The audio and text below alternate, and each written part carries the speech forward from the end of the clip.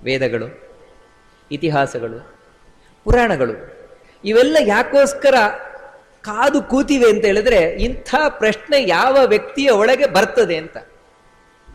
ಈ ಪ್ರಶ್ನೆ ಯಾವಾಗ ನಿಮಗೆ ಬರ್ತದೆ ಆಗ ಮಾತ್ರ ಅದರಲ್ಲಿ ಉತ್ತರ ಸಿಗ್ತದೆ.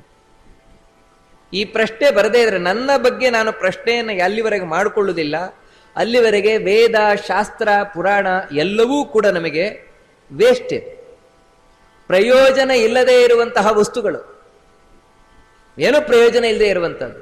ನೋಡಿ, ಇವತ್ತಿನ ಕಾಲದಲ್ಲಿ ಯಾಕೋಸ್ಕರ ನಮಗೆ ಈ ಅಧ್ಯಾತ್ಮ ಅನ್ನುವಂಥದ್ದು ಪ್ರಯೋಜನ ಇಲ್ಲದಾಗಿದೆ ಅಂದ್ರೆ ನನ್ನ ಬಗ್ಗೆ ನಾನು ಯೋಚನೆ ಮಾಡ್ಕೊಳ್ಳೋದೇ ಇರುವುದ್ರಿಂದ. ಯಾವತ್ತೂ ನನ್ನ ಬಗ್ಗೆ ಯೋಚನೆ, ಅದರಿಂದಾಗಿ ಏನು ಅಂತ ಹೇಳ್ತಾರೆ, ಅದೆಲ್ಲ ವೇಸ್ಟ್, ಇದು ಅಜ್ಜಿ ಕಂತೆಗಳಷ್ಟೇ, ಅಜ್ಜಿ ಪುರಾಣಗಳು, ಇದರಿಂದ ಏನು ಪ್ರಯೋಜನ ಇದೆ?